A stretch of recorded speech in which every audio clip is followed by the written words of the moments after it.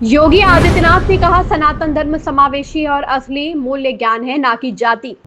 उत्तर प्रदेश के मुख्यमंत्री योगी आदित्यनाथ ने कहा, सनातन धर्म ने हमेशा बिना किसी भेदभाव के समावेशिता का पालन किया है। हमने कभी यह दावा नहीं किया कि केवल मंदिर जाने वाले ही हिंदू हैं या जो मंदिर नहीं जाते वह बाहरी हैं। वेदों में विश्वास हिंदू धर्म को परिभाषित नहीं करता है। जो कोई भी विश्वास करता है या नहीं करता है वह हिंदू है। जाति न पूछिए साधु की, पूछ लीजिए ज्ञान। भारत की परंपरा ने अपनी विरासत को सगुण और निर्गुण दोनों ब्रह्म को की उपासना मान करके आगे बढ़ाया है।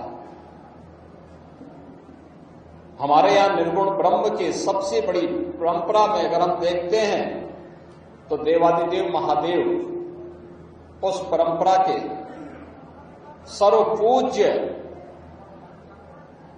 देव माने जाते हैं। अनेक शाखाएं उससे बाद में आगे बढ़ती हुई दिखाई देती हैं,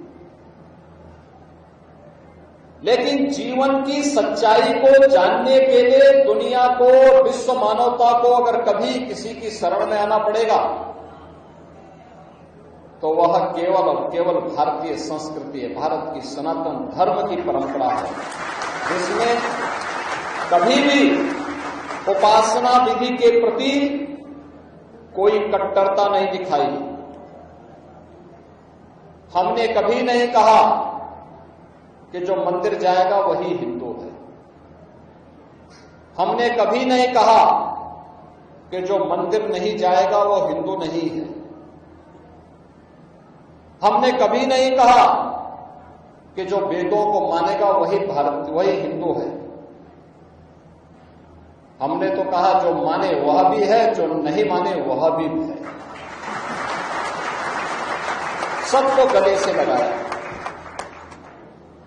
हमारी परंपरा तो इस बात की आग्रही रही है कि जाति न पूछो साधु की, पूछ लीजिए ज्ञान। हमने तो संत रामानंद के इस भाव को भी आत्मसात किया है कि जाति पाति पूछे नहीं कोई, हरि को भजे सो।